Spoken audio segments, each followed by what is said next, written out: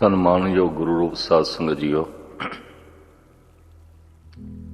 ਗੁਰਬਾਣੀ ਵਿਚਾਰ ਆਪ ਜੀ ਦੇ ਸਮਕਸ਼ ਭੇਟ ਕਰਾਂ। ਪੇਸ਼ਤਰ ਫਤਿਹ ਪ੍ਰਵਾਨ ਕਰਨੀ। ਵਾਹਿਗੁਰੂ ਜੀ ਕਾ ਖਾਲਸਾ, ਵਾਹਿਗੁਰੂ ਜੀ।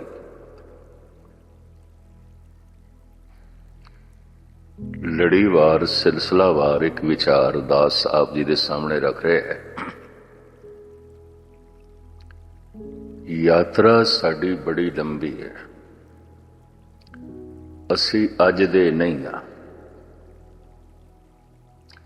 ਬਹੁਤ ਲੰਬੇ ਸਮੇਂ ਤੋਂ ਯਾਤਰਾ ਦੇ ਚਾਹ।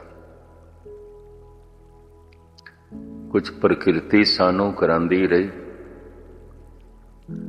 ਫਿਰ ਜਦ ਮਨੁੱਖਾ ਤਨ ਪ੍ਰਾਪਤ ਹੋਇਆ ਤਾਂ ਕਰਮਾਂ ਦੀ ਗਤੀ ਭਟਕਾਉਂਦੀ ਰਹੀ। ਕਰਮ ਦੀ ਜ਼ਿੰਮੇਵਾਰੀ ਮਨੁੱਖ ਨਾਲ ਜੁੜਦੀ ਹੈ, ਪਸ਼ੂਆਂ ਨਾਲ, ਪਕਸ਼ੀਆਂ ਨਾਲ, ਬਨਸਪਤੀ ਨਾਲ, ਪੱਥਰਾਂ ਨਾਲ ਨਹੀਂ ਜੁੜਦੀ। ਪਰ ਯਾਤਰਾ ਇਸ ਹਿਸਾਬ ਨਾਲ ਜਿਸ ਸਮੇਂ ਨਾਲ ਨਾਪੀਏ ਤਾਂ ਵੀ ਨਾਪਣਾ ਔਖਾ। ਭਾਈ ਸਾਹਿਬ ਭਾਈ ਨੰਦ ਲਾਲ ਕਹਿੰਦੇ ਨੇ, ਨਾ ਬੋਧ ਹੇਚ ਨਿਸ਼ਾਨ ਹਾਜ਼ੇ ਜ਼ਮੀਨੋਂ ਆਸਮਾਂ, ਕਿ ਸ਼ੌਕੇ ਯਾਦੇ ਤੋਂ ਆਵੁਰਦ ਦਰ ਵਜੂਦ ਮਰਾ। ਭਾਈ ਜੀ ਕਹਿੰਦੇ ਨੇ, ਜ਼ਮੀਨ ਤੇ ਆਸਮਾਨ हे ਪ੍ਰਭੂ ਅਜੇ ਤੂੰ ਨਹੀਂ ਬਣਾਇਆ ਸੀ। ਇੱਕ ਕਵੀ ਦੀ ਕਲਪਨਾ ਨਾ ਸਮਝ ਲੈਣਾ, ਇੱਕ ਸੰਤ ਦੇ ਬਚਨ ਨੇ, ਇੱਕ ਬ੍ਰਹਮ ਗਿਆਨੀ ਦੇ ਬੋਲ ਨੇ। ਨਾ ਬੋਧ ਹੇਚ ਨਿਸ਼ਾਨ ਹਾਜ਼ੇ ਜ਼ਮੀਨੋਂ ਆਸਮਾਂ, ਕਿ ਸ਼ੌਕੇ ਯਾਦੇ ਤੋਂ ਆਵੁਰਦ ਦਰ ਵਜੂਦ ਮਰਾ।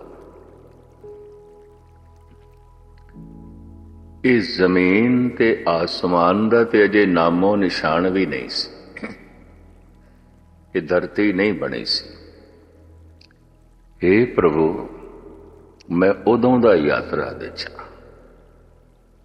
ਪ੍ਰਸ਼ਨ ਖੜਾ ਹੋਵੇਗਾ, ਜ਼ਮੀਨ ਨਹੀਂ ਸੀ, ਕਿਉਂਕਿ ਜ਼ਮੀਨ ਦੀ ਬਣਤਰ ਬਣੀ ਹੈ ਸੂਰਜ ਦੇ ਪ੍ਰਗਟ ਹੋਣ ਨਾਲ। ਸੂਰਜ ਦਾ ਟੁਕੜਾ ਹੈ। ਤੋ ਇਸ ਤੋਂ ਪਹਿਲੇ ਕਿਆ ਸੀ ਲਾਇਆ ਜਾ ਸਕਦਾ ਹੈ? ਅਰਬਦ ਨਰਬਦ ਧੁੰਦੋ ਕਾਰਾ, ਧਰਨ ਨ ਗਗਨਾ ਹੁਕਮ ਅਪਾਰਾ। ਨਾ ਦਿਨ ਰੈਨ ਚੰਦ ਨ ਸੂਰਜ, ਸੁਨਨੇ ਸੁਨ ਰਹਾ ਹੈ। ਸਨਾਟਾ ਸੀ। हे ਪ੍ਰਭੂ, ਮੈਂ ਤੇਰੀ ਕਲਪਨਾ ਵਿੱਚ ਸੀ।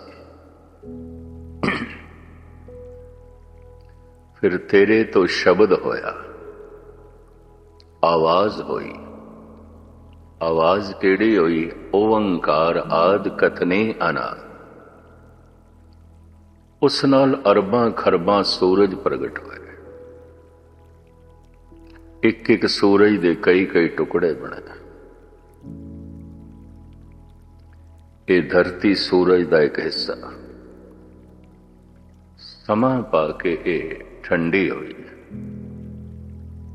ਇਸ ਦਾ ਜਿਹੜਾ ਭਾਗ ਠੰਡਾ ਪ੍ਰਗਟ ਹੋਇਆ ਪੱਥਰ ਦੇ ਰੂਪ ਵਿੱਚ, ਸਹਿਜੇ ਸਹਿਜੇ ਉਹ ਧੁੰਦ ਜਿਹੜੀ ਸੀ ਉਹ ਪਾਣੀ ਬਣੀ।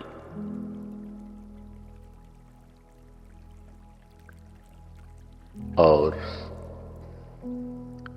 ਪੱਥਰ ਹਜ਼ਾਰਾਂ ਸਾਲ ਦੀ ਲੰਬੀ ਯਾਤਰਾ ਤੋਂ ਬਾਅਦ ਮਿੱਟੀ ਬਣ ਬਨਸਪਤੀ ਦੀ ਸ਼ਕਲ ਦੇ ਵਿੱਚ ਪ੍ਰਗਟ ਹੋਇਆ। ਪਹਿਲੀ ਬਨਸਪਤੀ ਪਾਣੀ ਦੇ ਵਿੱਚ ਪੈਦਾ ਹੋਈ। ਸਾਚੇ ਤੇ ਪਵਣਾ ਭਇਆ, ਪਵਣੇ ਤੇ ਜਲ ਹੋਏ। ਜਲ ਤੇ ਤ੍ਰਿਭੁਵਨ ਸਾਜਿਆ, ਘਟ ਘਟ ਜੋਤ ਸਮੋਰ। ਚੂੰਕਿ ਸਾਰਾ ਪਸਾਰਾ ਧੁਨੀ ਤੋਂ ਹੋਇਆ, ਆਵਾਜ਼ ਤੋਂ ਹੋਇਆ, ਸ਼ਬਦ ਤੋਂ ਹੋਇਆ ਹੈ, ਤੋ ਸ਼ਬਦ ਨੂੰ ਦਰਵਾਜ਼ਾ ਮੰਨਦੇ ਨੇ। ਉਤਪਤ ਪਰਲੇ ਸ਼ਬਦੇ ਹੋਵੇ, ਸ਼ਬਦੇ ਹੀ ਫਿਰ ਉਪਤ ਹੋਵੇ। ਉਤਪਤੀ ਸਾਰੀ ਸ਼ਬਦ ਤੋਂ ਹੋਈ ਹੈ। ਪਰਲੇ ਵੀ ਸ਼ਬਦ ਤੋਂ ਹੋਵੇ। ਇਸ ਵਾਸਤੇ ਸ਼ਬਦ ਨੂੰ ਦੁਆਰ ਮੰਨ ਲਿਆ ਗਿਆ ਤੇ ਜੇ ਸ਼ਬਦ ਦਰਵਾਜ਼ਾ ਹੈ ਤਾਂ ਗੁਰਬਾਣੀ ਸਾਨੂੰ ਅਰਦਾਸ ਕਰਨ ਦਾ ਢੰਗ ਸਿਖਾਉਂਦੀ ਹੈ। ਜਿਤ ਦੁਆਰੇ ਉਬਰੇ ਤਿੱਥੇ ਲਿਓ ਵਾਰ। ਜਿਸ ਦਰਵਾਜ਼ੇ ਤੋਂ ਸਾਡਾ ਉਬਾਰ ਹੋਇਆ, ਆਉਣਾ ਹੋਇਆ, हे ਪ੍ਰਭੂ ਉਸੇ ਦਰਵਾਜ਼ੇ ਰਾਹੀਂ ਸਾਡੀ ਵਾਪਸੀ ਕਰਾ, ਵਾਪਸੀ ਕਰਾ। ਸ਼ਬਦ ਤੋਂ ਆਉਣਾ ਹੋਇਆ, ਸ਼ਬਦ ਦੇ ਰਾਹੀਂ ਸਾਡੀ ਵਾਪਸੀ ਕਰਾ। ਵਾਪਸੀ ਸ਼ਬਦ ਦੇ ਰਾਹੀਂ ਹੋਵੇ। ਮੈਂ ਇੱਕ ਦਫਾ ਫਿਰ ਅਰਜ਼ ਕਰਾਂ, ਹਜ਼ਾਰਾਂ ਸਾਲ ਪਹਿਲੇ ਜੋ ਧਰਮ ਦਾ ਜਿਤਨਾ ਅਗਿਆਨ ਸੀ ਅੱਜ ਵੀ ਹੋਈ ਹੈ। ਤੇ ਅਗਿਆਨ ਤੇ ਅੰਧੇਰਾ ਹੁੰਦਾ ਹੈ। ਅੰਧੇਰੇ ਦੇ 'ਚ ਚੱਲਣਾ ਨਹੀਂ ਆਉਂਦਾ, ਅੰਧੇਰੇ ਦੇ 'ਚ ਭਟਕਣਾ ਆਉਂਦਾ। ਜਦ ਰਸਤਾ ਦਿਖਾਈ ਨਹੀਂ ਦੇ ਰਿਹਾ ਤੇ ਕੋਈ ਚੱਲ ਰਿਹਾ ਹੈ, ਉਹਨੂੰ ਚੱਲਣਾ ਆਖੋਗੇ, ਉਹ ਤੇ ਭਟਕਣਾ ਹੈ। ਅਗਿਆਨ ਅੰਧੇਰੇ ਸੂਜਸ ਨਾਈ, ਬੌੜ ਬੌੜ ਭਰ ਮਾਤਾ। ਮਨ ਭਟਕ ਰਿਹਾ ਹੈ ਅਗਿਆਨਤਾ ਦੇ ਅੰਧੇਰੇ ਵਿੱਚ। ਅੰਧੀ ਕੰਮੀ ਅੰਨ, ਮਨ ਅੰਧੇ ਤਨ ਅੰਧ। ਚਿਖੜ ਲਾਈਏ ਕਿਆ ਥੀਏ, ਜਾਂ ਟੁੱਟੇ ਪੱਥਰ ਬੰਦ। ਬੜਾ ਕੀਮਤੀ ਵਾਕ ਹੈ। ਅੰਧੀ ਕੰਮੇ, ਅੰਧੇਰੇ 'ਚ ਹੀ ਧਾਰਮਿਕ ਕੰਮ ਹੋ ਰਹੇ ਨੇ, ਨਾ ਸਮਝੀ ਦੇ। ਅੰਧੀ ਕੰਮੀ ਅੰਧ ਮਨ, ਮਨ ਅੰਧੇ ਤਨ ਅੰਧ। ਚਿੱਕੜ ਲਾਈਏ ਕਿਆ ਥੀਏ, ਜਾਂ ਟੁੱਟੇ ਪੱਥਰ ਬੰਦ। ਬੜੀ ਕੀਮਤੀ ਦਲੀਲ ਦਿੱਤੀ ਹੈ। ਸਾਹਿਬ ਕਹਿੰਦੇ ਨੇ ਹੜ੍ਹ ਦੇ ਪਾਣੀ ਨੂੰ ਤੂੰ ਮੁੱਠੀ ਭਰ ਰੇਤ ਨਾਲ ਰੋਕਣਾ ਚਾਹੁੰਦਾ ਹੈ, ਜਦ ਕਿ ਇਸ ਹੜ੍ਹ ਨੇ, ਇਸ ਦਰਿਆ ਨੇ ਬੜੇ ਬੜੇ ਪੱਥਰਾਂ ਦੇ ਬੰਦ ਤੋੜ ਕੇ ਰੱਖ ਦਿੱਤੇ। ਇਹ ਵਾਸ਼ਨਾ, ਇਹ ਵਿਕਾਰ, ਇਹ ਪਲ-ਪਲ ਲੋਭ। ਤੂੰ ਕਿਧਰੇ ਇਤਵਾਰ ਵਾਲੇ ਦਿਨ ਆਇਆ, ਮੱਥਾ ਟੇਕੇ ਤੇ ਚਲਾ ਗਿਆ। ਕਿਧਰੇ ਸੰਗਰਾਂਦ ਵਾਲੇ ਦਿਨ ਆਇਆ, ਮਾੜੀ ਮੋਟੀ ਸੇਵਾ ਕਰ ਛੱਡੀ, ਕਦੇ ਥੋੜਾ ਜਿਹਾ ਦਾਨ ਪੁੰਨ ਕਰ ਛੱਡਿਆ। ਇਹ ਮੁੱਠੀ ਭਰ ਰੇਤ ਦੇ ਨਾਲ ਤੂੰ ਵਾਸ਼ਨਾ ਦੇ ਹੜ ਨੂੰ ਰੋਕਣਾ ਚਾਹੁੰਦਾ। ਇੱਥੇ ਤੇ ਪੱਥਰਾਂ ਦੇ ਬੰਦ ਟੁੱਟ ਗਏ, ਜਿਨ੍ਹਾਂ ਨੇ ਬੜੇ ਬੜੇ ਜਪ ਤਪ ਕੀਤੇ, ਬੜੀ ਬੜੀ ਸਾਧਨਾ ਕੀਤੀ, ਜਿਨ੍ਹਾਂ ਨੇ ਪੱਥਰਾਂ ਦੇ ਡੈਮ ਬਣਾਏ, ਉਹ ਵੀ ਟੁੱਟ ਗਏ। ਬੜੇ ਬੜੇ ਜੋਗੀ, ਬੜੇ ਬੜੇ ਜਪੀਸ਼ਵਰ, ਬੜੇ ਬੜੇ ਤਪੀਸ਼ਵਰ, ਬ੍ਰਹਮਾ ਵਿਸ਼ਨ ਮਹਾਨ ਦੇਵ ਤ੍ਰੈ ਗੁਣ ਰੋਜੀ, ਵਿਦ ਹੋਮੇ ਕਾਰ ਕਮਾਏ। ਜਿਨ ਕੀਏ ਤਿਸੇ ਨ ਚੇਤੇ, ਬਪੜੀ ਹਰ ਗੁਰਮੁਖ ਸੋਜੀ। ਇਹ ਵੀ ਭਟਕ ਗਏ। ਖੈਰ ਮੁਖਤਸਰ ਮੈਂ ਅਰਜ਼ ਕਰਾਂ, ਮਨੁੱਖ ਦੇ ਕਰਮ ਇੰਜ ਨੇ ਧਾਰਮਿਕ, ਜਿਵੇਂ ਕੋਈ ਹੜ੍ਹ ਦੇ ਪਾਣੀ ਨੂੰ ਮੁੱਠੀ ਭਰ ਰੇਤ ਨਾਲ ਰੋਕਣਾ ਚਾਹੇ। ਬਸ ਰਸਮ ਦੀ ਪੂਰਤੀ ਕਰ ਦਿੱਤੀ। ਔਰ ਇਹ ਵੀ ਅੰਧੇਰੇ ਨੇ। ਅੰਧੀ ਕੰਮੀ ਅੰਧ ਮਨ, ਮਨ ਅੰਧੇ ਤਨ ਅੰਧ। ਮੈਂ ਉਸ ਦਿਨ ਅਰਜ਼ ਕੀਤੀ ਸੀ, ਅੰਧੇਰੇ ਤੋਂ ਵੱਡਾ ਕੋਈ ਪਰਦਾ ਨਹੀਂ ਹੈ। ਅੰਧੇਰਾ ਪਹਾੜਾਂ ਨੂੰ ਢੱਕ ਦਿੰਦਾ ਹੈ, ਅੰਧੇਰਾ ਸ਼ਹਿਰ ਨੂੰ ਢੱਕ ਦਿੰਦਾ ਹੈ। 1 ਲੱਖ ਬੰਦੇ ਬੈਠੇ ਹੋਣ, ਅੰਧੇਰਾ ਹੋਵੇ, ਇੱਕ ਵੀ ਨਹੀਂ ਦਿਖਾਈ ਦਿੰਦਾ। ਅੰਧੇਰੇ 'ਚ ਆਪਣਾ ਹੱਥ ਵੀ ਨਹੀਂ ਦਿਖਾਈ ਦਿੰਦਾ।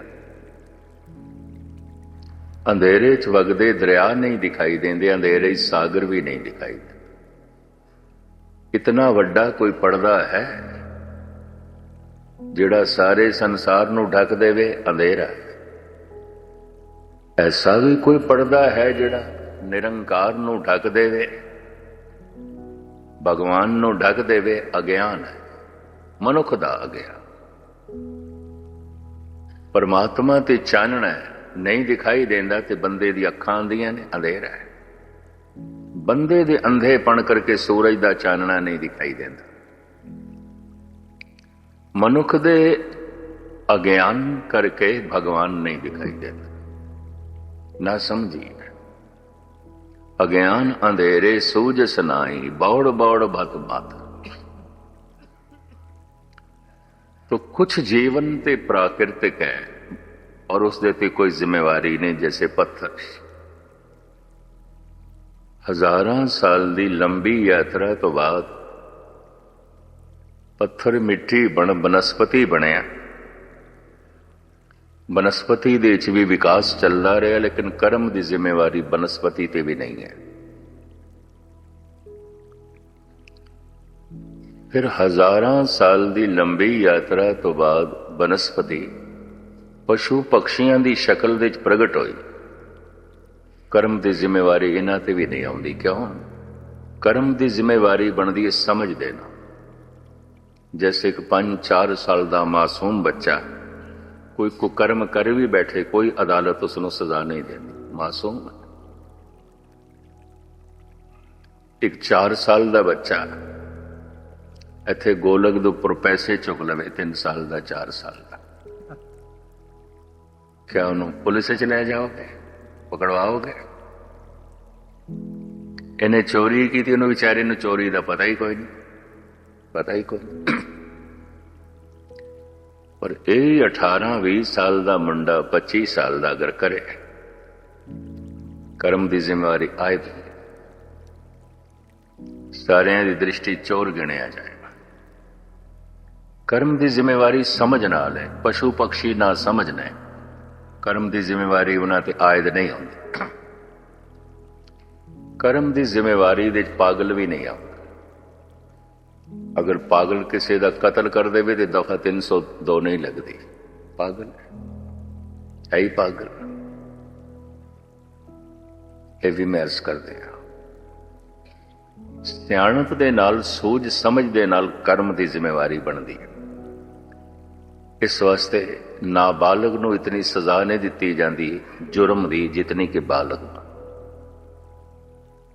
अडल्ट।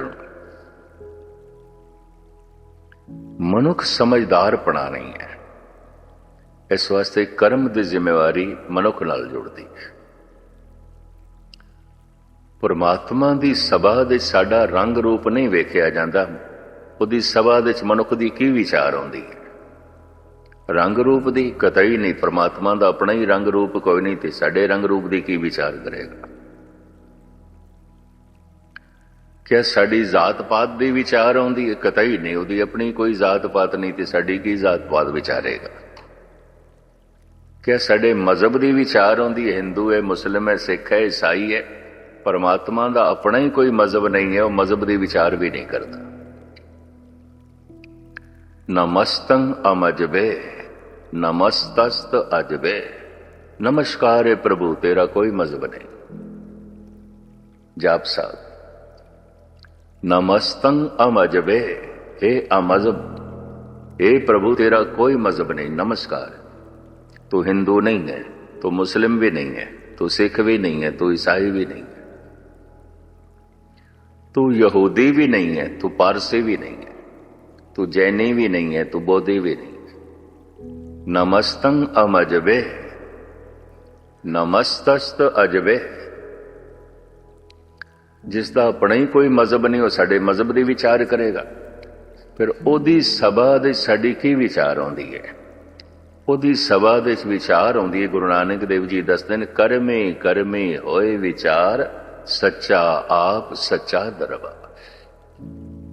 वो जो सच्चा है, जिहदा दरबार सच्चा है, ਉਹਦੇ दरबार ਦੇ सिर्फ साडे जीवां दे कर्मां दी विचार, कर्मां दी।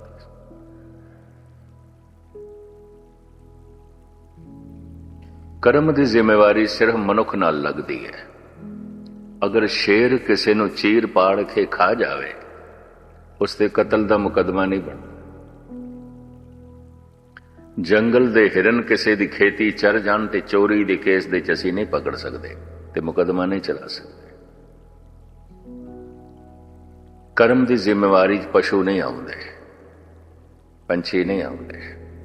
चिड़ियां जे किसी का खेत चुग जान तो हुण की है, उन्होंने चोरी का इल्जाम लाई है, समझ ही कोई नहीं उन्होंने चोरी की आउंदी है। कर्म की जिम्मेवारी सिर्फ मनुख नाल जुड़ती है। मनुख समझदार बना नहीं है। ਔਰ ਮਨੁੱਖ ਪਦਾਰਥ ਨੂੰ ਸਮਝਣ ਦੇ ਸਫਲ ਹੋ ਗਿਆ ਹੈ, ਪਰਿਵਾਰ ਨੂੰ ਸਮਝਣ ਦੇ ਸਫਲ ਹੋ ਗਿਆ ਹੈ, ਮਨੁੱਖ ਨਿਰੰਕਾਰ ਨੂੰ ਸਮਝਣ ਦੇ ਸਫਲ ਨਹੀਂ ਹੋਇਆ, ਨਹੀਂ ਹੋਇਆ। ਤਾਂ ਹੁਣ ਮੈਂ ਫਿਰ ਲਫ਼ਜ਼ ਦੁਹਰਾਵਾਂ, ਜੋ ਮੇਰੀ ਸਮਝ ਦੇ ਚ ਨਹੀਂ ਹੈ, ਨਹੀਂ ਹੈ, ਨਹੀਂ ਹੈ।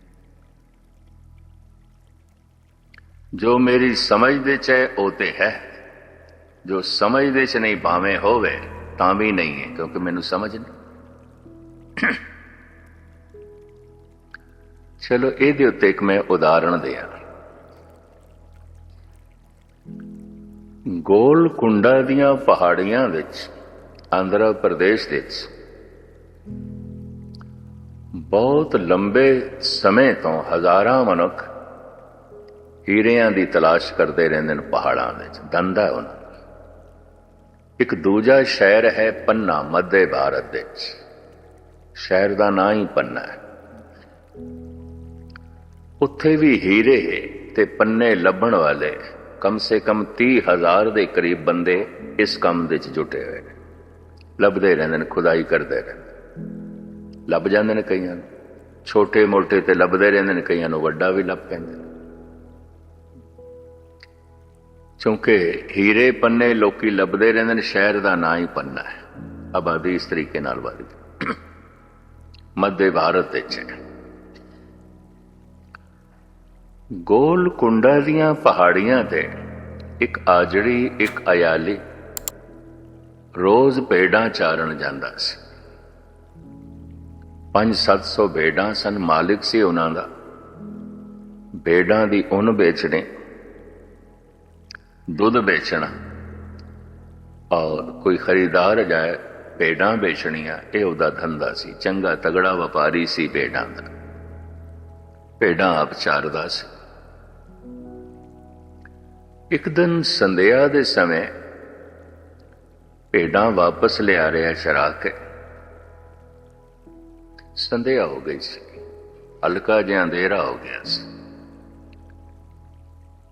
ਪਹਾੜ ਦੀ ਤਲਹਟੀ ਵਿੱਚ ਇੱਕ ਚਮਕਦਾ ਹੋਇਆ ਪੱਥਰ ਦਿਸ ਪਿਆ। ਪੱਥਰ ਇਤਨੇ ਚਮਕਦੇ ਨਹੀਂ, ਉਹ ਜ਼ਿਆਦਾ ਚਮਕ ਰਿਹਾ ਸੀ। ਚੁੱਕ ਲਿਆ ਉਸਨੇ, ਘਰ ਲਿਆਇਆ, ਬੱਚਿਆਂ ਨੂੰ ਦੇ ਦਿੱਤਾ। ਆਖਿਆ ਤੁਹਾਡੇ ਲਈ ਖਿਡੌਣਾ ਲਿਆਂਦਾ, ਪੱਥਰ ਚਮਕਦਾ, ਖੇਡੋ। 6 ਮਹੀਨੇ ਉਸ ਆਜੜੀ ਦੇ ਬੱਚੇ ਉਸ ਪੱਥਰ ਨਾਲ ਖੇਡਦੇ ਰਹੇ। ਅੱਜ ਇੱਕ ਭੇਡਾਂ ਖਰੀਦਣ ਵਾਸਤੇ ਖਰੀਦਾਰ ਆਇਆ ਹੈ। 2 ਭੇਡਾਂ ਉਸਨੇ ਖਰੀਦੀਆਂ, 4 ਰੁਪਏ ਦੀਆਂ, ਪੁਰਾਣਾ ਜ਼ਮਾਨਾ, 2-2 ਰੁਪਏ ਦੀ ਭੇਡ।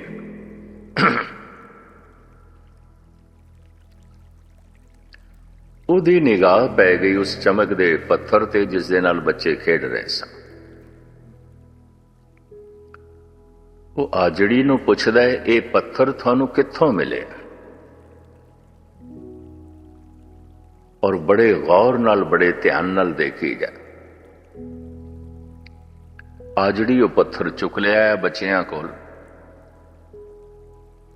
ਤੇ ਕਹਿਣ ਲੱਗਾ, ਤੁਹਾਨੂੰ ਚੰਗਾ ਲੱਗਦਾ ਹੈ? ਸਾਡੇ ਬੱਚਿਆਂ ਨੇ ਬਥੇਰਾ ਖੇਡ ਲਿਆ, 6 ਮਹੀਨੇ ਹੋ ਗਏ, ਲੈ ਜਾਓ, ਤੁਸੀਂ ਲੈ ਜਾਓ, ਤੁਹਾਨੂੰ ਚੰਗਾ ਲੱਗਦਾ ਹੈ। ਉਸ ਸੱਜਣ ਨੇ ਜੇਬ ਦੇ ਚ ਥੈਲੀ ਕੱਢੀ। ਆਖਿਆ, ਮਿੱਤਰਾ, ਪੁਰਾਣਾ ਜ਼ਮਾਨਾ ਸੀ, ਕਰੰਸੀ ਨੋਟ ਹੁੰਦੇ ਨਹੀਂ ਸਨ, ਸਿੱਕੇ ਹੁੰਦੇ ਸਨ, ਚਾਂਦੀ ਦੇ, ਸੋਨੇ ਦੇ ਔਰ ਤਾਂਬੇ ਦੇ। 100 ਰੁਪਏ ਚਾਂਦੀ ਦੇ ਉਹਦੇ ਕੋਲ ਥੈਲੀ ਸੀ, ਕੱਢੀ, ਉਸ ਆਜੜੀ ਦੀ ਹਥੇਲੀ ਤੇ ਰੱਖੀ। ਆਖਿਆ, ਮੇਰੇ ਕੋਲ ਇਤਨੇ ਹੀ ਨੇ, ਇਹ ਤੇ ਮੈਂ ਹੋਰ ਦੇਣੇ ਸਨ, ਐ ਰੱਖ ਲੈ। ਬੜਾ ਖੁਸ਼ ਹੋ ਗਿਆ ਆਜੜੀ। ਉਹ ਸੱਜਣ ਚਲਾ ਗਿਆ ਤੇ ਆਜੜੀ ਕਹਿੰਦਾ, ਬੜਾ ਮੂਰਖ ਹੈ, ਭੇਡ ਖਰੀਦਦਾ 2-2 ਰੁਪਏ ਦੀ ਤੇ ਪੱਥਰ ਦੇ 100 ਰੁਪਏ ਦੇ ਗਿਆ। ਬੜਾ ਮੂੜ ਹੈ, ਬੜਾ ਠੱਗਿਆ ਹੈ, ਪਰ ਕੀ ਕਰੀ, ਆਪੇ ਦੇ ਗਿਆ, ਖੁਸ਼ੀ ਨਾਲ ਦੇ ਗਿਆ। उस पत्थर ਨੂੰ ਉਸਨੇ ਤਰਾਸ਼ਿਆ, ਮੁਗਲ ਸ਼ਹਿਨਸ਼ਾਹਾਂ ਨੂੰ ਭੇਟ ਕੀਤਾ ਤੇ ਮੁਗਲ ਸ਼ਹਿਨਸ਼ਾਹਾਂ ਨੇ ਉਸ ਦਾ ਨਾਂ ਰੱਖਿਆ ਕੋਹੇ ਨੂਰ, ਪਹਾੜਾਂ ਦਾ ਨੂਰ, ਪਹਾੜਾਂ ਦਾ ਚਾਨਣ। ਕੋ ਪਹਾੜ ਨੂੰ ਕਹਿੰਦੇ, ਕੋਹੇ ਨੂਰ। ਅੱਜ ਕੱਲ੍ਹ ਲੰਡਨ ਮਿਊਜ਼ੀਅਮ ਦੇ ਵਿੱਚ ਪਿਆ ਮਲਕਾ ਐਲਿਜ਼ਬੈਥ ਦੇ ਤਾਜ ਨਾਲ ਜੜਤ ਹੈ। ਕਰੋੜਾਂ ਦੀ ਸੰਪਦਾ ਦਾ ਮਾਲਿਕ ਉਹ ਹੀਰਾ। 6 ਮਹੀਨੇ ਤੱਕ ਉਸਦੇ ਬੱਚੇ ਖੇਡ ਰਹੇ, ਖਿਡੌਣਾ ਪੱਥਰ ਸਮਝ ਕੇ। ਸਮਝ ਹੈ ਤੇ ਹੀਰਾ ਹੈ, ਵਡਮੁੱਲਾ ਹੈ। ਸਮਝ ਨਹੀਂ ਤੇ ਪੱਥਰ ਦਾ ਟੁਕੜਾ ਹੈ, ਕੁਛ ਵੀ ਨਹੀਂ। ਦੂਰ ਕਿਉਂ ਜਾਈਏ? ਤਹਿਰਾਨ ਸ਼੍ਰੀ ਗੁਰੂ ਸਿੰਘ ਸਭਾ ਕਥਾ ਕਰਦੇ ਹਾਂ। ਮੈਨੂੰ ਸੂਫੀ ਫਕੀਰ ਨੇ ਤਸਬੀਹ ਦੇ ਦਿੱਤੀ ਸੀ, ਮਾਲਾ, ਇਸਲਾਮੀ ਢੰਗ ਦੀ ਬਣੀ ਹੋਈ ਤਸਬੀਹ ਸੀ। 32-33 ਮਣ ਕੇ ਹੁਣ ਇਹਨਾਂ ਨੇ ਮੈਨੂੰ ਦਿੱਤੀ। ਮੈਂ ਭਾਵੇਂ ਉਹਨੂੰ ਕਹਿੰਦਾ ਰਿਹਾ, ਕਿਉਂਕਿ ਉਹਦਾ ਲੀਰਾਂ ਲੀਰਾਂ ਲਿਬਾਸ ਦੇਖ ਕੇ, ਉਹਦੀ ਮੁਫਲਸੀ ਦੇਖ ਕੇ ਮੈਂ ਕਿਹਾ ਮਿੱਤਰਾ ਤੂੰ ਰੱਖ। ਕਹਿਣ ਲੱਗਾ ਨਹੀਂ, ਮੇਰੀ ਇਹ ਭੇਟ ਕਬੂਲ ਕਰੋ। ਮੈਂ ਲੈ ਲਈ। 4-5 ਸਾਲ ਮੇਰੇ ਕੋਲ ਰਹੀ। ਕਈ ਦਫਾ ਗੁੰਮ ਹੋਈ, ਮੈਨੂੰ ਮਿਲ ਗਈ। ਕਈ ਦਫਾ ਗੁਰਦੁਆਰਿਆਂ 'ਚ ਰਹਿ ਗਈ, ਮੈਨੂੰ ਪਹੁੰਚਾ ਦਿੱਤੀ ਗਈ। 1-2 ਦਫਾ ਮੈਂ ਹੈਰਾਨ ਹੋਇਆ, ਟ੍ਰੇਨ ਦੇ 'ਚ ਰਹਿ ਗਈ। ਕਿਧਰੇ ਮੁਸਾਫਰਾਂ ਨੂੰ ਪਤਾ ਚੱਲੇ ਉਸ ਗਿਆਨੀ ਦੀ ਹੋਣੀ, ਮੈਨੂੰ ਪਹੁੰਚਾਈ। ਟ੍ਰੇਨ ਦੇ 'ਚੋਂ ਹੀ ਲੱਭ ਪਈ। ਕਾਨਪੁਰ ਦੀ ਗੱਲ ਹੈ ਕਿ ਲਖਨਊ ਦਾਸ ਦੀ ਕੁੜਮਾਚਾਰੀ ਹੈ, ਛੋਟਾ ਬੱਚਾ ਉੱਥੇ ਵਿਆਹਿਆ ਹੈ ਤੇ ਕੁੜਮ ਜੈਵਲਰਸ ਨੇ ਸੋਨੇ ਤੇ ਹੀਰਿਆਂ ਦਾ ਕੰਮ ਕਰਦਾ ਹੈ। ਸਰਦਾਰ ਪੂਰਨ ਸਿੰਘ ਜੀ ਹੁਣ ਤੇ ਗੁਜ਼ਰ ਗਏ। ਜਿਨ੍ਹਾਂ ਦਿਨਾਂ 'ਚ ਦਾਸ 8-10 ਦਿਨ ਕਾਨਪੁਰ ਕਥਾ ਕਰਦਾ ਸੀ, ਉਹ ਰੋਜ਼ ਲਖਨਊ ਤੋਂ ਅਪ ਡਾਊਨ ਕਰਦੇ ਸੀ।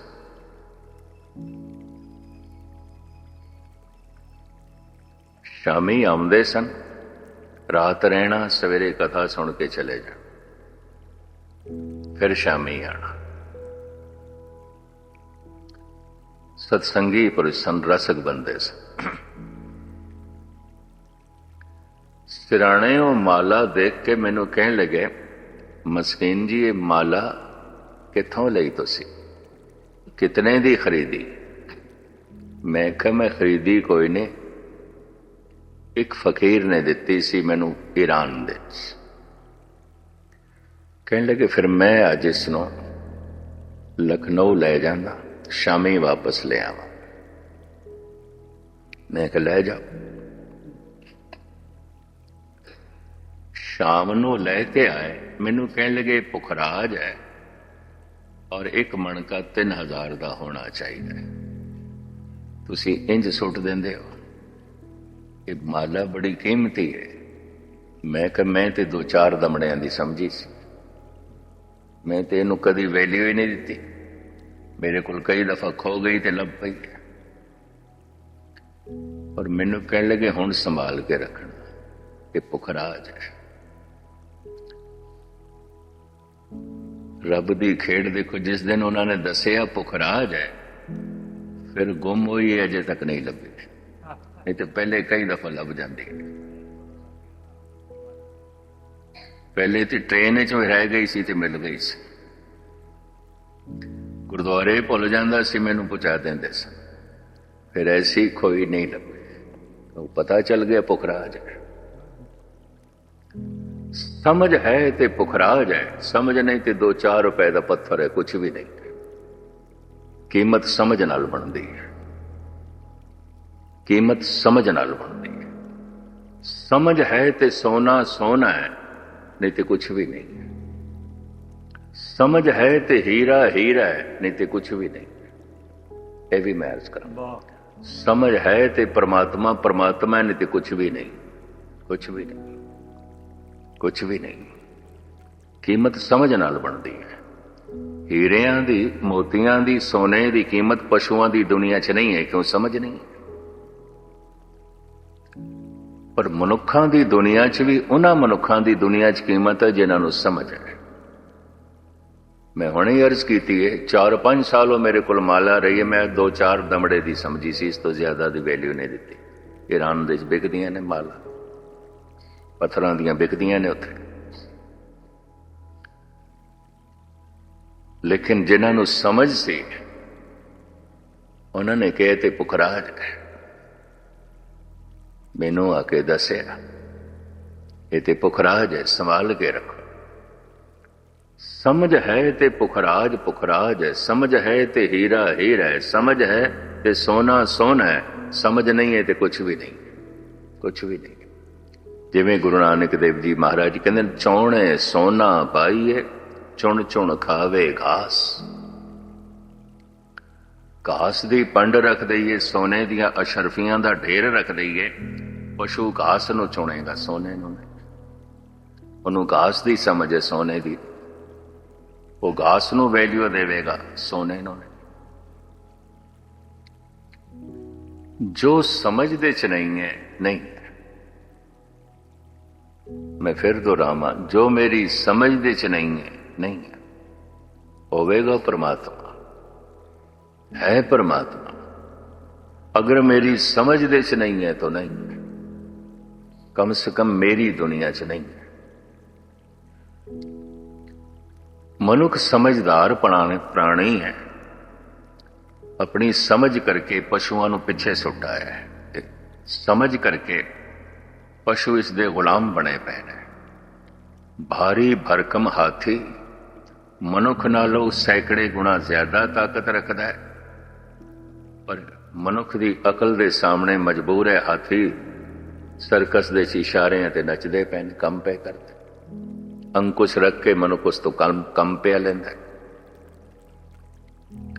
सीधी लड़ाई अगर मनुख शेर नाल करे तो शेर चीर फाड़ के रख देवे, और मनुख ने अकल नूं अगे करके उन्होंने पिंजरियां ढक के रख दिता। घोड़े दे मूंह दे च लगाम है, बैलों दे नक दे च नथ है, उठनों भी नथ लिया इसने। शरीरक बल नाल नहीं, बौद्धिक बल, दिमागी शक्ति। मनुख सियाणा प्राणी, अपनी सियाणप दे नाल मनुख ने अपने तो ज्यादा ताकतवरां नूं काबू कीता है, क्योंकि इहदे कोल सियाणप, सूझ समझ है। ते समझ एक बहुत वड्डी शक्ति है, ते समझ दे आसरे ते मनुख ने बहुत वड्डा जो है विस्तार किया है, तरक्की की। मनुख पदार्थां नूं समझण दे सफल हो गया, ते परिवारक रिश्तियां नूं समझण दे च भी सफल हो गया, राजनीति दे दाव पेच जानन दे च भी सफल हो गया। मनुख नूं धर्म नीति दा नहीं पता, परमात्मा दा नहीं पता, कतई नहीं पता। सियाणे तो सियाणे मनुख नूं भी परमात्मा दा नहीं पता। बड़े बड़े दार्शनिक चिंतक फिलोसफर, उन्होंने भी नहीं पता। चोटी दे साइंटिस्ट ने भी अजे परमात्मा नूं नहीं मनिया। ये भी मैं अर्ज कर दें, कितने क मनुख होणगे जिन्हां दी समझ दे विच परमात्मा है, कितने क होणगे। देखो 6 अरब की आबादी है इस वक्त जमीन ते हो चुकी है सारी दुनिया में, ते 6 अरब दे किन्ने क बंदे होणगे जिन्हां नूं परमात्मा की समझ होवेगी। गुरबाणी तो पुछी, सतगुरु दसदे ने, जन नानक कोटन में किन्हो गुरमुख होए पछाना। कोई करोड़ां च एक गुर शब्द की सूझ लैके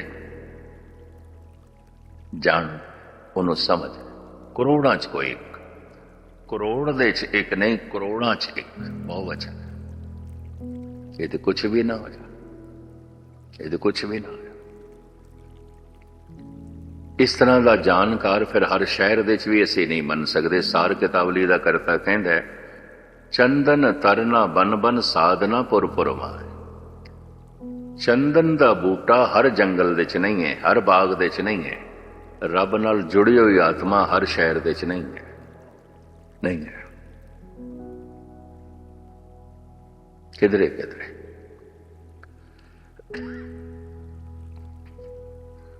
चंदन तरना बन बन, साधना पुर पुर मार, जन नानक कोटन में किनो।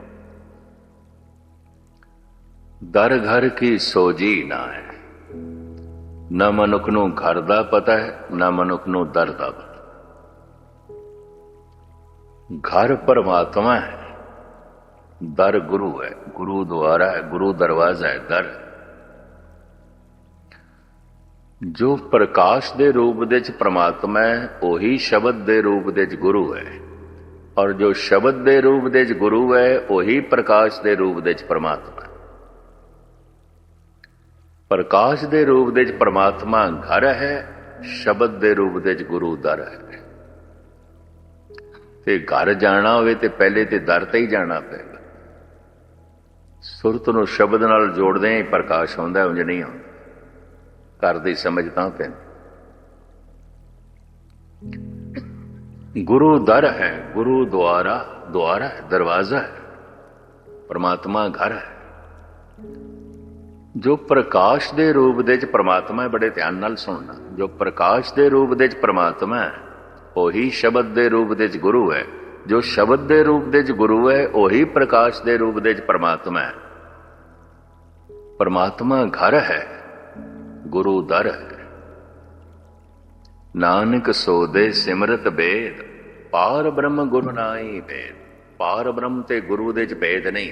अगर भेद है तो इतना, एक घर है, एक दर है। दर घर दे नाल जुड़े हुए, अलग नहीं है। ते पहले दर ते जाना पेगा, घर दे ते बाद विच प्रवेश मिलेगा।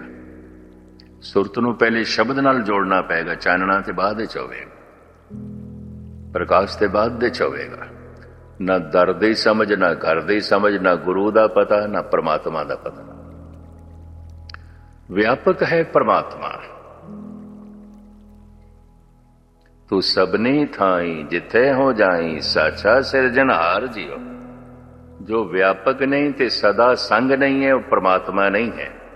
ते जो व्यापक नहीं है, सदा संग नहीं है, वो गुरु भी नहीं है। गुरु मेरे संग सदा है नाल है। व्यापक है परमात्मा और व्यापक है गुरु। सदा अंग संगे अभंगंग विभूते। बड़े ध्यान नाल सुनना, जो व्यापक नहीं ते सदा संग नहीं है, परमात्मा नहीं है। जो व्यापक नहीं है ते सदा संग नहीं है, गुरु भी नहीं है। गुरु मेरे संग सदा है नाल है। गुरु एक शक्ति है, परमात्मा एक शक्ति है। सब कुछ गुरु दे विच है, सब कुछ परमात्मा दे विच है। मछली दा जन्म, जीवन ते मरण सागर दे विच है। सारे दा सारा संसार परमात्मा दे विच है, उस तो बाहर कुछ भी नहीं है। और सब कुछ गुरु दे विच है, उस तो बाहर कुछ भी नहीं है। पर ना गुरु दी समझ, ना परमात्मा दी समझ। जंगल दे च मनुख बैठा है, वाहिगुरु वाहिगुरु दी धुन अलापे, इसनूं सुने। मैं उस दिन भी अर्ज की सी, सुरत दे तीन अर्थ ने, सुरत सुनना, सुरत समझना, सुरत जोड़ना। ये तो स्रोता है, सुरत दे च सुन रहे हैं। ते जे सुन रहे तो सुरत आ जाएगी, समझ आ जाएगी। जे सुरत आ गई तो सुरत जुड़ जाएगी, ध्यान जुड़ जाएगा।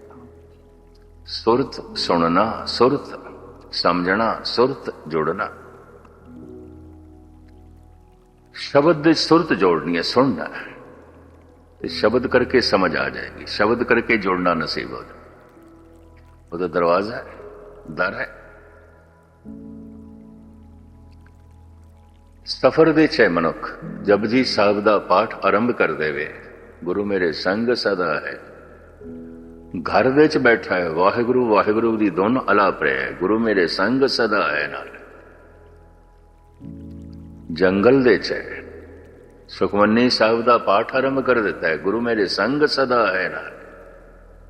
जो शब्द दे रूप दे च गुरु है, वही प्रकाश दे रूप दे च परमात्मा है। जो प्रकाश दे रूप दे च परमात्मा है, वही शब्द दे रूप दे च गुरु।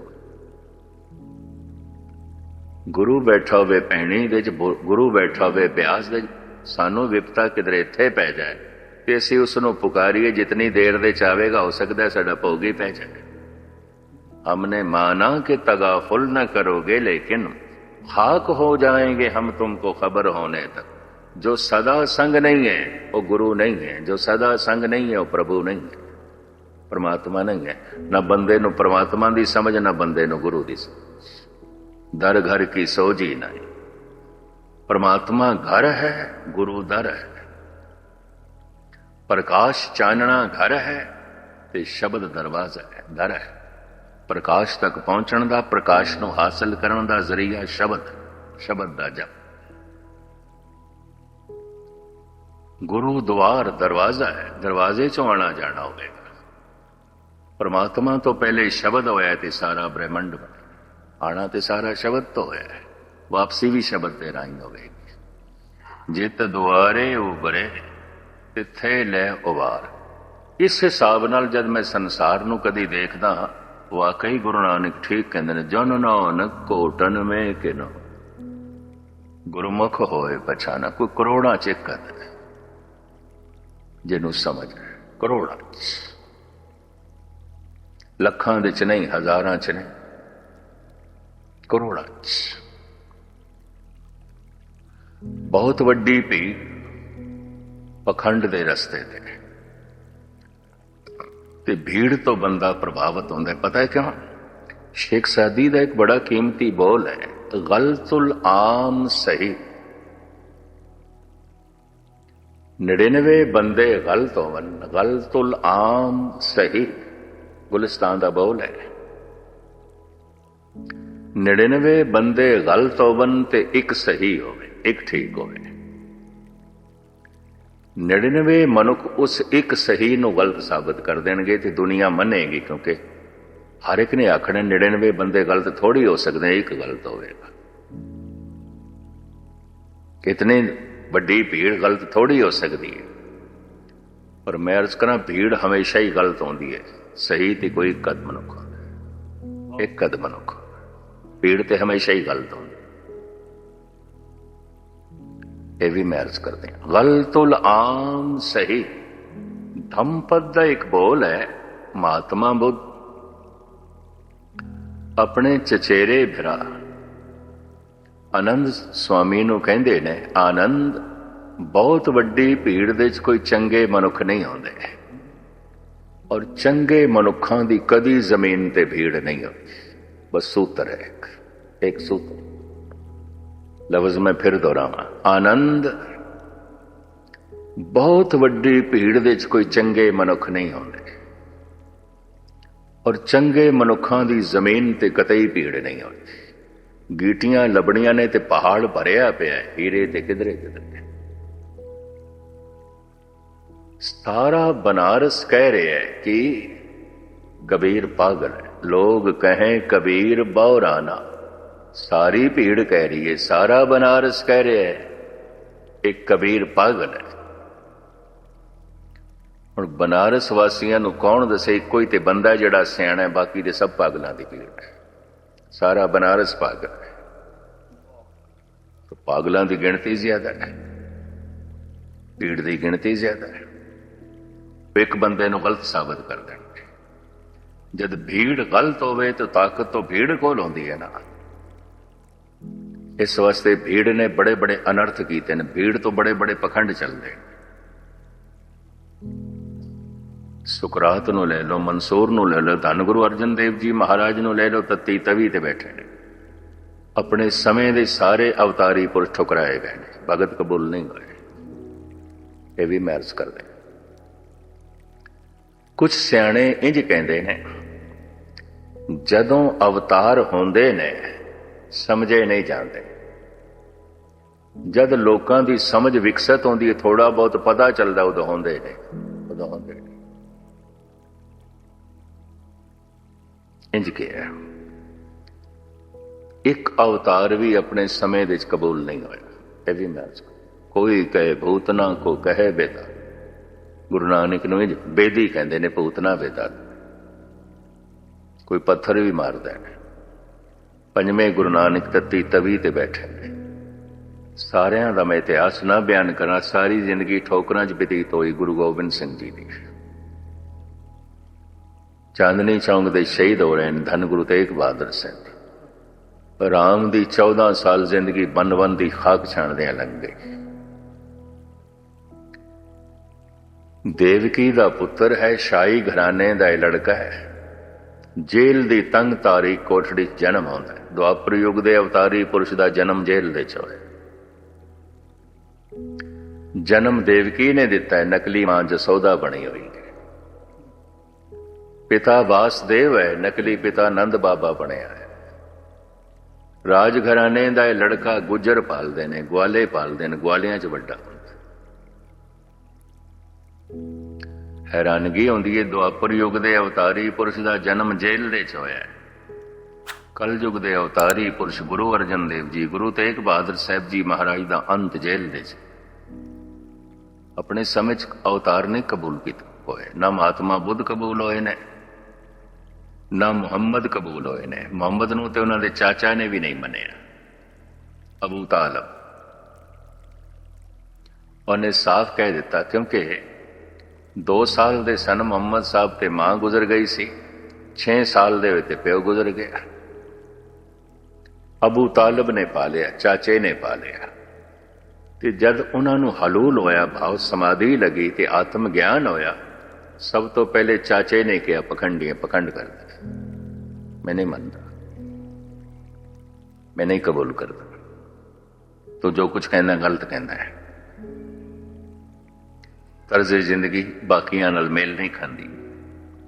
ਤਾਂ ਮੈਂ ਅਰਜ਼ ਕਰਾਂ, ਗਲਤੁਲ ਆਮ ਸਹੀ, ਬਹੁ ਗਿਣਤੀ ਗਲਤ ਹੋਵੇ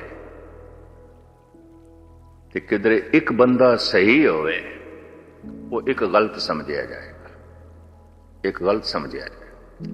ਜਦ ਮੈਨੂੰ ਕਹਿੰਦੀ ਇਤਨੀ ਭੀੜ ਜਾ ਰਹੀ ਹੈ ਬਿਆਸ, ਗਲਤ ਬੰਦਿਆਂ ਦੀ ਭੀੜ ਜਾ ਰਹੀ ਹੈ, ਔਰ ਕੀ ਇਹਨਾਂ ਨੂੰ ਕੀ ਆਖੋ, ਗੀਟੀ ਪੱਥਰ ਜਾ ਰਹੇ ਨੇ, ਇਹਨਾਂ 'ਚ ਕੋਈ ਮਨੁੱਖ ਨਹੀਂ ਹੈ, ਸਭ ਗੀਟੀਆਂ ਪੱਥਰਾਂ ਦੀ ਭੀੜ ਹੈ, ਸਭ ਮੂਰਖਾਂ ਦਾ ਇਕੱਠ ਹੈ, ਕੁਛ ਵੀ ਨਹੀਂ। ਮੈਂ ਦਾਅਵੇ ਨਾਲ ਕਹਿ ਸਕਦਾ, ਇਤਨੀ ਗੱਲ ਮੈਂ ਦਾਅਵੇ ਨਾਲ ਕਹਿ ਸਕਦਾ। ਕੋਈ 10 ਸਾਲ ਪਹਿਲੇ ਇਹਨਾਂ ਨੇ ਇੱਕ ਕਿਤਾਬ ਛਾਪੀ, ਇੱਕ ਵੱਡੇ ਢੋਲ ਦਾ ਪੋਲ ਖੋਲ ਦਿੱਤਾ, ਕਿਤਾਬ ਦਾ ਨਾਂ ਰੱਖਿਆ। ਜਲੰਧਰ ਦੇ ਵਿੱਚ ਕਿਸੇ ਸਰਦਾਰ ਨਿਰੰਜਨ ਸਿੰਘ ਨੇ ਛਾਪੀ, ਔਰ ਹਜ਼ਾਰਾਂ ਦੀ ਤਾਦਾਦ ਵਿੱਚ ਦੇਸ਼ ਦੇ ਵਿੱਚ ਫਰੀ ਵੰਡੀ, ਵਿਦੇਸ਼ਾਂ 'ਚ ਫਰੀ ਵੰਡੀ। ਭਾਈ ਬੂਟਾ ਸਿੰਘ ਪ੍ਰਤਾਪ ਸਿੰਘ ਦੀ ਦੁਕਾਨ ਤੇ 5000 ਦੇ ਕਰੀਬ ਪਈਆਂ ਸਨ। ਮੈਨੂੰ ਕਹਿਣ ਲੱਗੇ ਗਹਿਣੇ ਜੀ ਸੁੱਟ ਗਏ ਨੇ, ਤੇ ਕਹਿੰਦੇ ਜਿਹੜਾ ਗ੍ਰਾਹਕ ਆਵੇ ਮੁਫਤ ਦੇਈ ਜਾਓ, ਪਰ ਹੁਣ ਅਸੀਂ ਇਹਨਾਂ ਨੂੰ ਜਲਾ ਦੇਣਾ ਹੈ। ਮੈਂ ਕਿਹਾ ਕਿਉਂ? ਕਹਿੰਦੇ ਤੁਹਾਨੂੰ ਹੀ ਗਾਲਾਂ ਕੱਢੀਆਂ ਨੇ ਇਹਦੇ 'ਚ, ਪਾਣੀ ਪੀ ਪੀ ਕੇ ਗਾਲਾਂ ਕੱਢੀਆਂ, ਤੁਹਾਡੀਆਂ ਲਿਖੀਆਂ ਹੋਈਆਂ ਕਿਤਾਬਾਂ, ਤੁਹਾਡੀਆਂ ਕੈਸਟਾਂ, ਔਰ ਪਖੰਡੀ ਗੁਰੂਆਂ ਬਾਰੇ ਤੁਹਾਡੇ ਵਿਚਾਰ, ਬਸ ਗਾਲਾਂ ਹੀ ਕੱਢੀਆਂ ਨੇ। ਮੈਂ ਕਹਿੰਦਾ ਕੋਲ ਗਾਲਾਂ ਤੋਂ ਇਲਾਵਾ ਫਿਰ ਹੋਰ ਹੈ ਕੀ? ਹੋਰ ਹੈ ਕੀ? ਕੋਈ ਦਲੀਲ ਨਹੀਂ, ਕੋਈ ਵਿਚਾਰ ਨਹੀਂ। ਮੈਂ ਤੇ ਸੈਂਕੜੇ ਦਫਾ ਚੈਲੰਜ ਕੀਤਾ, ਆਓ ਵਿਚਾਰ ਕਰ ਲਓ। ਮੇਰੇ ਖਿਆਲ ਆਮ ਬੰਦਾ ਇਤਨਾ ਖਰਚ ਨਹੀਂ ਕਰ ਸਕਦਾ। 10-15 ਲੱਖ ਰੁਪਏ ਤੋਂ ਉਸ ਕਿਤਾਬ ਤੇ ਖਰਚ ਹੋਇਆ। ਉਹਨੇ 500-700 ਸਫ਼ੇ ਦੀ ਕਿਤਾਬ ਫਰੀ ਵੰਡੀ, ਖਾਸ ਕਰਕੇ ਸਿੰਧੀ ਸਮਾਜ ਦੇ ਵਿੱਚ ਬਹੁਤ ਫਰੀ ਵੰਡੀ, ਕਿਉਂਕਿ ਸਿੰਧੀ ਸਮਾਜ ਦਾਸ ਨੂੰ ਬੁਲਾਉਂਦਾ ਹੈ ਉਹ ਸਹਿਜਦਾਰੀ ਤੇ ਕਥਾ ਸੁਣਦੇ ਨੇ। ਉਹਨਾਂ ਨੂੰ ਡਰ ਪੈ ਗਿਆ, ਸਾਡਾ ਸ਼ਿਕਾਰ ਹੈ ਕਿਧਰੇ ਇਹ ਗੁਰੂ ਨਾਨਕ ਨਾਲ ਨਾ ਜੁੜ ਜਾਣ ਸਕਦੇ। ਪੈਨੀ ਬੜੀ ਛਾਪੀ ਉਹਨਾਂ ਨੇ, ਬੜੀ ਵੰਡੀ। ਗਲਤੁਲ ਆਮ ਸਹੀ, ਆਮ ਬੰਦੇ ਗਲਤ ਹੋਵਣ, ਬਹੁਤ ਵੱਡੀ ਭੀੜ ਗਲਤ ਹੋਵੇ, ਸਹੀ ਸਮਝੀ ਜਾਂਦੀ। ਇੰਨੀ ਵੱਡੀ ਭੀੜ, ਨਿਰੰਕਾਰੀਆਂ ਦਾ ਸਮਾਗਮ ਆਉਂਦਾ ਹੈ ਦਿੱਲੀ ਦੇ 20 ਲੱਖ ਦਾ ਇਕੱਠ ਹੁੰਦਾ, ਇਤਨਾ ਹੋਰ ਕਿਸੇ ਦਾ ਵੀ ਨਹੀਂ ਹੁੰਦਾ, ਰਾਜਨੀਤਿਕ ਇਕੱਠ ਵੀ ਨਹੀਂ ਹੁੰਦਾ। ਉਹ ਵੱਡੀ ਜਿਹੜੀ ਭੀੜ ਆਉਂਦੀ ਹੈ ਭਗਤਾਂ ਦੀ ਆਉਂਦੀ ਹੈ, ਗਲਤ ਬੰਦਿਆਂ ਦੀ ਆਉਂਦੀ ਹੈ, ਕੁਛ ਵੀ ਨਹੀਂ, ਕੁਛ ਵੀ ਨਹੀਂ ਹੁੰਦਾ। ਸਹੀ ਗੱਲ ਇਤਨੀ ਬਾਰੀਕ ਆਉਂਦੀ ਹੈ, ਦਿਮਾਗ ਦੇ ਪੁਰਜ਼ੇ ਢਿੱਲੇ ਹੋ ਜਾਣਗੇ ਸਮਝਣ। ਇਹ ਬਾਣੀ ਬਿਰਲੋ ਵਿਚਾਰ ਸੀ ਜੇ ਕੋ ਗੁਰਮੁਖ ਹੋਵੇ। ਤੇ ਕਸਮ ਦੇ ਬੋਲ ਨੇ, ਇਹਨੂੰ ਸਮਝਣ ਵਾਸਤੇ ਅਕਲ ਚਾਹੀਦੀ, ਪੂਰਾ ਜ਼ੋਰ ਲਾਣਾ ਪਏ। ਕਿੰਨੇ ਕੁ ਬੰਦੇ ਨੇ ਜਿਨ੍ਹਾਂ ਦੀ ਸਮਝ ਦੇ ਚ ਹੈ ਪਰਮਾਤਮਾ। जन नानक कोटन में किन्हू गुरमुख होए पछाना। करोड़ां च कोई एक, ते जे करोड़ां च कोई एक अद है जिहदी समझ दे च है, तो ध्यान नाल सुनना, करोड़ां दे च कोई एक अद है जिहदे चेते दे च है, जिहदी याद दे च है। कोटन में नानक को नारायण जय ची। करोड़ां च कोई एक अद जिहदे चेते। सिमरन करो, सिमरन करो, बच्चियां दा खिडौना समझ लिया। सिमरन करन दा मतलब कि चेते करना। पंजाबी च कहंदे ने चेते करना, उर्दू च कहंदे ने याद करना, संस्कृत दे च कहंदे ने सिमरन करना। मैं किहदा सिमरन करांगा जिस दे उत्ते मेरे ते प्रभाव पै गए, जिहदी मैनूं समझ है। जो मेरी समझ दे च नहीं, वो मेरी सिमरती च किस तरह होवेगा? बड़े ध्यान नाल सुन। जो मेरी समझ दे च नहीं, वो मेरे चेते च किस तरह होवेगा? जो मेरी समझ दे च नहीं है, मेरा हिरदा उसनों याद किवें करेगा? किस तरह याद करेगा? तो समझ ही जी कोई नहीं। करोड़ां च कोई एक अद है जिहदी समझ दे च है। तो गुरु तेग बहादुर साहब जी कहते हैं फिर करोड़ां च कोई एक अद है जिहदे चेते दे च। कोटन में नानक को नारायण जय चेत। हुण दूजा नुकता भी ध्यान नाल सुन लेना, बाकी खुलासा सवेरे करांगा। क्या वाकई परमात्मा समझदे च आ जांदा है? अगर समझदे च आ जांदा है तो फिर मेरी समझ वड्डी है, परमात्मा कुछ भी नहीं है। मेरे प्याले च अगर सागर आ जांदा है तो सागर मेरे प्याले नालों वड्डा नहीं। फिर तुसी आखोगे मैं क्यों कहंदा पिया और गुरबाणी ने क्यों आख्या? समझ समझ के ये समझ मिलती है कि समझ समझ के ये समझ मिलती है। हे प्रभु मैं तेनों नहीं समझ सकता, नहीं समझ, ऐ समझ मिलती। तू समरथ वड़ा मेरी मत थोरी। तू ते महान सागर दी तरह है, मेरी अकल ते निक्का जिहा प्याला। चलो ये एक मैं छोटी जिहा गाथा थानू सरवण करावां। एथेन दी गल है, 2500 साल पुरानी। यूनान एथेन शहर, समुंदर दे तट ते सुकरात टहल रहा सी। शाम दे समय रोण दी आवाज पई किसे बच्चे दी कन्नां दे च। महापुरखां दे हिरदे बड़े कोमल होंदे ने, जदों आवाज आई उधर चले गए। बच्चा रो रहा सी। ਉਹਦੇ सिर ते हथ रख के कहन लगे बेटा क्यों रो रहे हैं? ਉਹਦੇ हथ च प्याला सी। कहंदा बहुत देर दा इस समुंदर नूं मैं प्याले च भरना चाहता, मेरे प्याले च आ जावे, पर मैं थक गया, ये आंदा ही नहीं मेरे प्याले च, बच जांदा है। कहंदे सुकरात रोण लग पए। हे प्रभु तू इस बच्चे तो मैनू अकल दिलानी सी। वाकई सागर प्याले च नहीं आवेगा, नहीं आवेगा, नहीं आवे। इंज बोली गई नहीं आवे, नहीं आवे। हे प्रभु तू इतना महान, मेरी अकल एक निक्का जिहा प्याला, इस सागर प्याले च नहीं आवेगा, नहीं आवेगा। इंज बोली गए। ते बच्चे ने सुनिया मैनू कह रहे, भावें सुकरात ते अपनी धुन दे च मस्त सन। इस सागर प्याले च नहीं आएगा, नहीं आएगा, नहीं आएगा। बच्चे ने भी सुन लिया वाकई ये सागर प्याले च नहीं आएगा। उन्हें पता की कीता, समुंदर दे नेड़े जाके ना प्याला चुक के मारिया समुंदर दे। आखिया जा सागर मेरे प्याले च नहीं आंदा ते ना सही मेरा प्याला ते तेरे विच आ सकदा।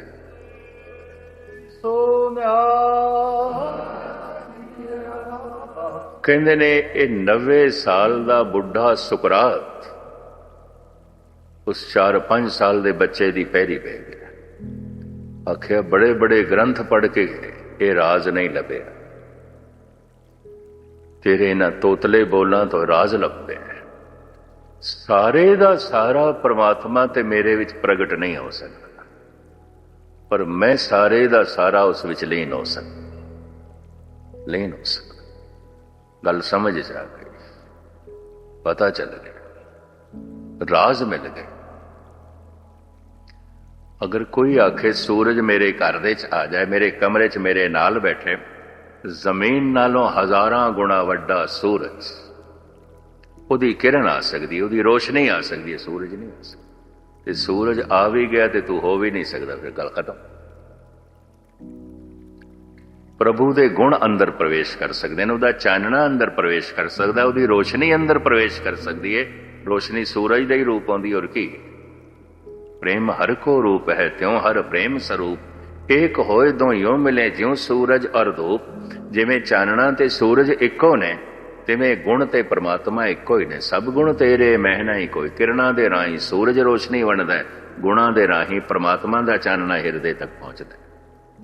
ਧਾਰਮਿਕ ਮਨੁੱਖ ਦੀ ਕਿਸ ਤਰ੍ਹਾਂ ਪਹਿਚਾਣ ਹੋਵੇਗੀ? ਗੁਣਾਂ ਦਾ ਚਾਨਣਾ ਹੋਵੇਗਾ, ਪ੍ਰੇਮ ਹੋਵੇਗਾ, ਗਿਆਨ ਹੋਵੇਗਾ, ਦਇਆ ਹੋਵੇਗੀ, ਸਮਦ੍ਰਿਸ਼ਟੀ ਹੋਵੇਗੀ, ਨਿਰਵੈਰਤਾ ਹੋਵੇਗੀ, ਨਿਰਭੈਤਾ ਹੋਵੇਗੀ। ਮੈਂ ਫਿਰ ਅਰਜ਼ ਕਰਾਂ, ਜੋ ਸਮਝਦੇ ਚ ਨਹੀਂ ਉਹ ਚੇਤੇ ਚ ਕਿਸ ਤਰ੍ਹਾਂ ਹੋਵੇਗਾ? ਤੇ ਸਮਝਦੇ ਚ ਕੀ ਨਹੀਂ ਹੈ, ਸਮਝ ਕੇ ਇਹ ਸਮਝ ਮਿਲ ਜਾਂਦੀ ਹੈ, ਪ੍ਰਭੂ ਮੈਂ ਤੈਨੂੰ ਨਹੀਂ ਸਮਝ ਸਕਦਾ, ਨਹੀਂ ਸਮਝ ਸਕਦਾ। ਜੈਸੇ ਉਸ ਸਮਝ ਤੋਂ ਮਹਾਨ ਦਿਖਾਈ ਦਿੰਦਾ, ਸਮਝ ਪ੍ਰਭਾਵਿਤ ਹੋ ਜਾਂਦੀ ਹੈ, ਹਿਰਦਾ ਯਾਦ ਕਰਨ ਲੱਗ ਪੈਂਦਾ, ਫਿਰ ਉਹ ਭੁੱਲਦਾ ਹੀ ਨਹੀਂ। ਬਿਸਰਤ ਨਾਹੀ ਮਨ ਤੇ ਹਰੀ, ਭੁੱਲਦਾ ਹੀ ਨਹੀਂ, ਫਿਰ ਭੁੱਲਦਾ ਹੀ ਨਹੀਂ, ਹਰ ਵਕਤ ਉਸਦੀ ਯਾਦ ਬਣੀ ਰਹਿੰਦੀ ਹੈ। ਉਹਦੀ ਯਾਦ ਮਹਾ ਆਨੰਦ ਹੈ ਤੇ ਉਹਨੂੰ ਭੁੱਲ ਜਾਣਾ ਮਹਾ ਦੁੱਖ ਹੈ। ਤੁਧ ਚਿਤ ਆਏ ਮਹਾ ਆਨੰਦਾ, ਜਿਸ ਵਿਸਰੇ ਸੋ ਮਰ ਜਾਏ ਜੀ। ਇਸ ਦਾ ਬਾਕੀ ਪਹਿਲੂ ਕੱਲ ਸਵੇਰੇ ਦੀ ਆਖਰੀ ਕਥਾ ਤੁਹਾਡੇ ਸਾਹਮਣੇ ਰੱਖ ਕੇ ਥਾਥੋਂ ਖਿਮਾ ਦੀ ਯਾਚਨਾ ਕਰਾਂਗੇ।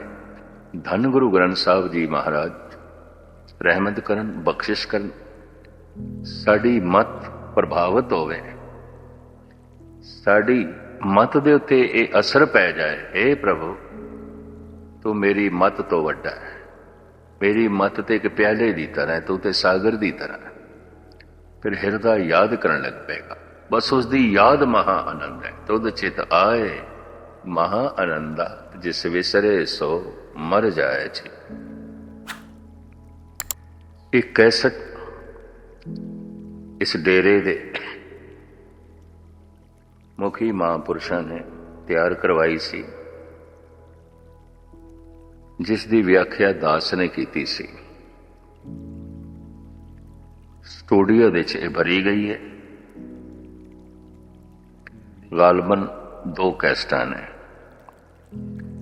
ਜਿਸ ਵਿੱਚ ਭਾਈ ਕਨਈਆ ਸਾਹਿਬ ਤੋਂ ਲੈ ਕੇ